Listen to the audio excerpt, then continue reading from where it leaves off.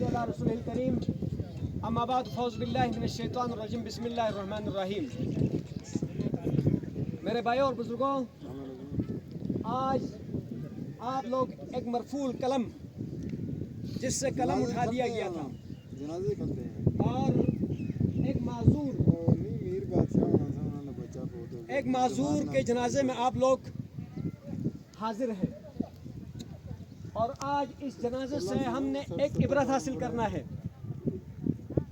ہم لوگ قرآن مجید اور فرقان حمید کی آیتیں تو ایک ایک کر کے سناتے ہیں، لیکن وہ آیتیں مچھلی کی طرح ایک کان میں ڈال کے دوسرے کان سے ہم نکال دیتے ہیں.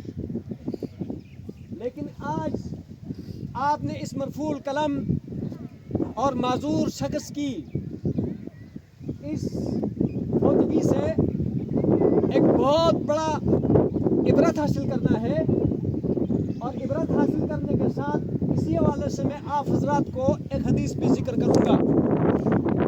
حضور نبی کریم صلی اللہ علیہ وسلم نے فرمایا صحابہ کو، فرمایا کہ آپ مجھے دو چیزوں کی گارنٹی دو تو میں تمہیں جنت کی گارنٹی دیتا ہوں. حضور نبی کریم صلی اللہ علیہ وسلم نے فرمایا آپ مجھے دو چیزوں کی گارنٹی دو تو میں تمہیں جنت کی گارنٹی دیتا ہوں. تو صحابہ نے کہا یا رسول اللہ وہ دو چیزیں کون سی ہے جس کی آپ ہم سے گارنٹی لے رہے ہیں؟ تو حضور نبی کریم صلی اللہ علیہ وسلم نے انگلی سے ایک زبان کی طرف اشارہ کیا کہ اپنی زبان کی حفاظت کرے، اور دوسرا انگلی سے اپنے دو رانوں کے درمیان کی چیز کی طرف اشارہ کیا کہ دو رانوں کے درمیان والی چیز کی حفاظت کرے تو تمہیں جنت کی خوشخبری دیتا ہوں.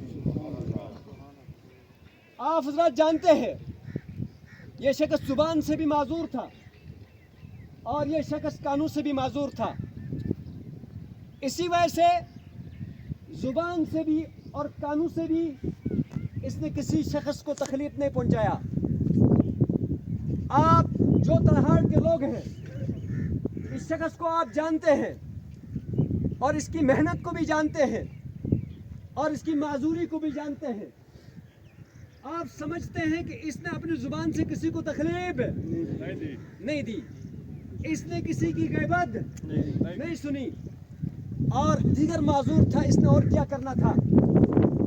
ایک مرفوع قلم اور پاک اور صاف انسان تھا، اور اس کا یہ جنازہ آج آپ لوگوں کو دعوت دیتا ہے، اور حضور نبی کریم صلی اللہ علیہ وسلم کا یہ حدیث بھی آپ لوگوں کو دعوت دیتا ہے اور مجھے دعوت دیتا ہے.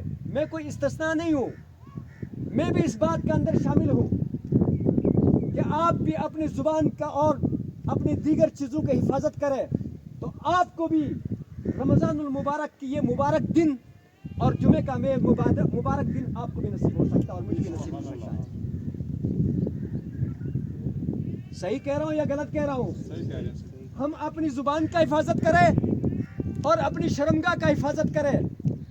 تو آج یہ دن رکن زمان صاحب کو نصیب ہوا ہے اس کی معذوری کی وجہ سے اور اس کے بے ضرر ہونے کی وجہ سے اور اس کے معصوم ہونے کی وجہ سے اور اس کا مرفوع قلم ہونے کی وجہ سے، تو یہ دن ہمارے لیے بھی نصیب ہو سکتا ہے. اور اب یہ دن کی فضیلت، یہ جو دن اس کو نصیب ہوا ہے، یہ بات میں جمعے میں بتانا بھول گیا ہوں. آخری میں یہی باتیں میں نے عرض کرنی تھی، لیکن ٹائم بھی شارٹ ہوتا ہے، بندے جلدی میں ہوتا ہے. تو ابھی جو یہ دن اس کو ملا ہے جمعے کا دن اور رمضان المبارک کی مبارک ساعت، اس کا میں آپ کو بہقی شریف حدیث کی مستند کتاب ہے اور صحیح حدیث کی کتاب ہے. اس حدیث کی کتاب کا اندر حضور نبی کریم صلی اللہ علیہ وسلم نے فرمایا ہے رمضان المبارک کے دن اگر کوئی فوت ہو جاتا ہے تو قیامت تک اس کو عالم برزخی والی زندگی اور قبر میں اس کو عذاب نہیں ہوتا ہے.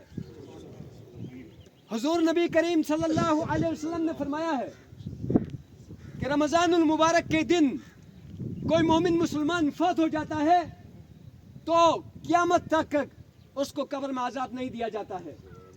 اور دوسرا فرمایا ہے اس سے منکر نکیر کا سوال بھی نہیں ہوتا. اس کو منکر نکیر کا سوال بھی نہیں ہوتا. اور یہاں تک بھی حضور نبی کریم صلی اللہ علیہ وسلم نے فرمایا ہے, اٹھاؤ نیٹ کے اندر اس بات کو سرچ کرو کہ رمضان المبارک کے اندر مرنے والوں کی کیا فضیلت ہے. اس میں علامہ بنوری ٹون کا پیج آئے گا, اوپر لکھا ہو banuri.com. اس میں آپ کو یہ حدیث موجود ہے کہ رمضان المبارک کی اعزاز کی وجہ سے, اس کی احترام کی وجہ سے, اس کی برکتوں اور رحمتوں کی وجہ سے, یہاں تک کہ رمضان المبارک کے مہینے میں اگر کوئی کافر بھی مر گیا تو اس کو بھی رمضان المبارک کے مہینے میں قبر میں عذاب نہیں ہوتا ہے.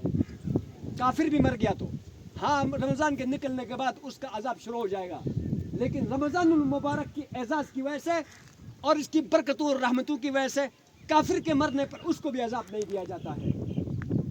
تو اس لیے جو لوگ رمضان المبارک کی گھڑیوں کو اور ان ساعات کو بے قدر سمجھتے ہیں, وہ بھی اب تراویح کے ٹائم بھی اور فرائض کے ٹائم بھی اپنے گھر والے بیوی بچوں کے ساتھ رہتے ہیں. ان کو اس بات سے عبرت حاصل کرنا چاہیے کہ اللہ سبحانہ و تعالیٰ نے اس رمضان المبارک کے لیے کتنا اعزاز بخشا ہے. اور حضور نبی کریم صلی اللہ علیہ وسلم نے فرمایا ہے, من صام رمضان احتسابا ایمانا و احتسابا غفر له ما تقدم من ذنبه. جس نے رمضان المبارک کی روزوں کو ایمان اور یقین اور ثواب کی نیت سے رکھا تو فرمایا اس کے پچھلے سارے گناہ معاف کر دیے جاتے ہیں. حضور نبی کریم صلی اللہ علیہ وسلم کی روایت ہے, بخاری شریف کی روایت ہے, من صام رمضان ایمانا و احتسابا غفر له ما تقدم من ذنبه. اور جس نے رمضان المبارک کے روزے رکھے ایمان کی حالت میں اور ثواب کی نیت سے تو غفر له ما تقدم من ذنبه, اس کے پچھلے سارے گناہ معاف کر دیے جاتے ہیں. اور اس کے بعد حضور نبی کریم صلی اللہ علیہ وسلم نے فرمایا, من قام رمضان احتسابا ایمانا و احتسابا غفر له ما تقدم من ذنبه. جس نے تراویح کی نماز پڑھی یعنی قیام کیا اس نے رمضان المبارک کے مہینے میں, اس کے بھی پچھلے سارے گناہ معاف کر دیے جاتے ہیں. تو میرے بھائی اور بزرگوں, یہ رکن زمان صاحب کا جنازہ نہیں ہے, یہ ہم میں سے ہر ایک کا جنازہ ہے. ہر ہفتے میں کئی ہم لوگوں میں سے مر جاتے ہیں. اور قرآن مجید کا اٹل فیصلہ ہے اور ہم روزانہ دیکھ رہے ہیں کہ کل نفس ذائقۃ الموت, اور ہم میں سے ہر ایک نے موت کا ذائقہ چکھنا ہے. اور موت کے سکرات کے بارے میں نے جمعے میں ابھی بتایا, مزید بتانے کی ضرورت نہیں ہے. تو اس دنیا میں ہم نے رہنا نہیں ہے.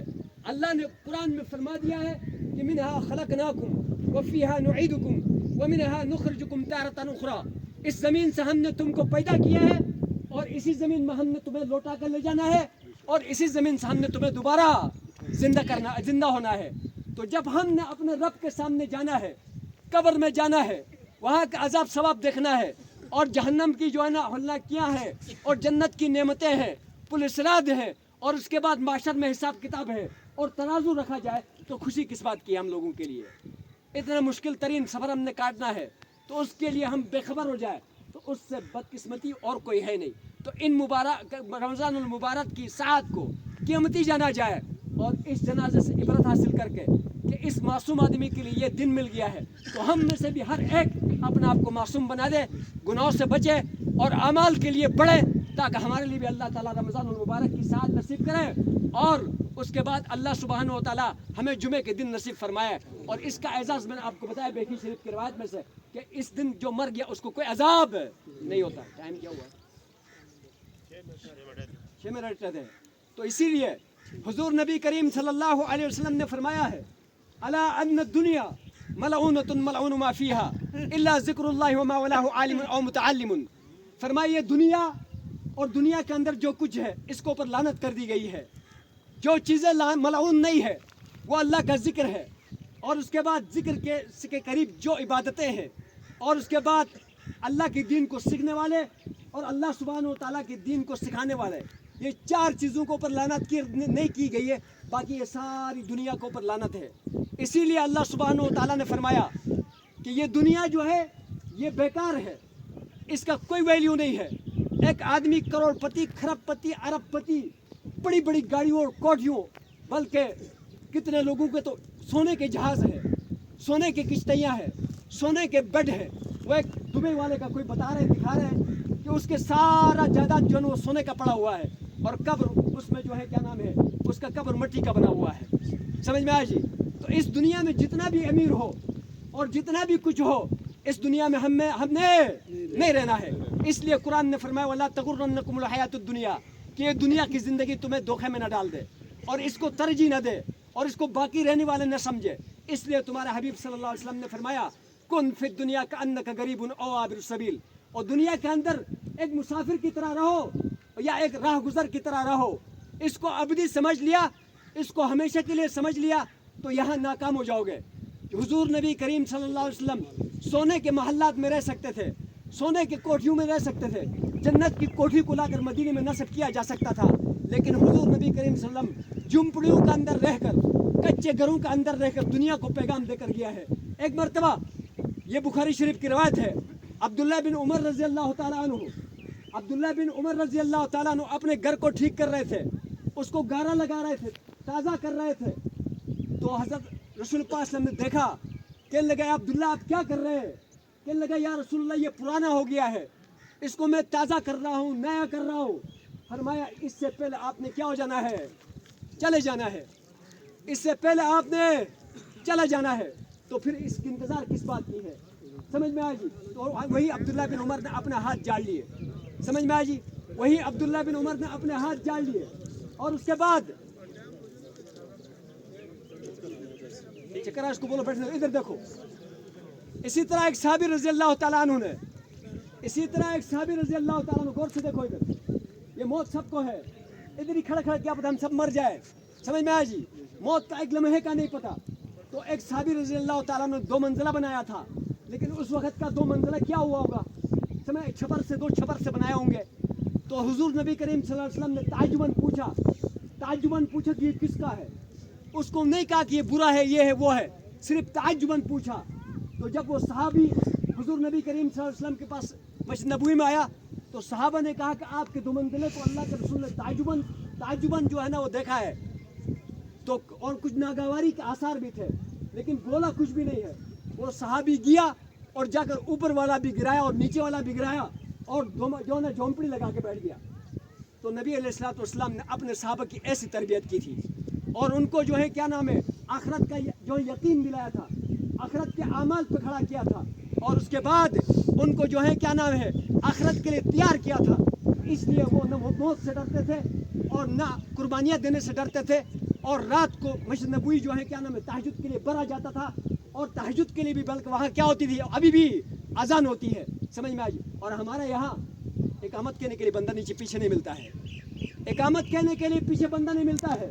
نوجوانوں کو بلاتے کہتے کپڑا ٹھیک نہیں ہے, بڑوں کو بلاتے کہتے ہمارے کام لگے ہوئے ہیں, اور تو نے کیا یہ ٹر لگائی ہوئی. کتنے ایسے ہیں کہ مجھے آگے سے کوس کے ڈانٹنے لگے ہیں.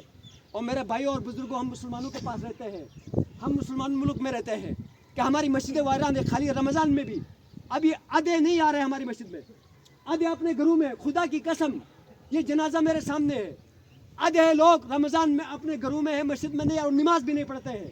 وہ کتنے ایسے گھر ہیں جن کو میں جانتا ہوں ابھی روزہ بھی نہیں رکھتے ہیں. تو ہم نے مرنا نہیں ہے, ہم نے مرنا ہے, اللہ کے ہاں جانا ہے. ہاں یہ نہیں گئے, ہم نے جانا ہے.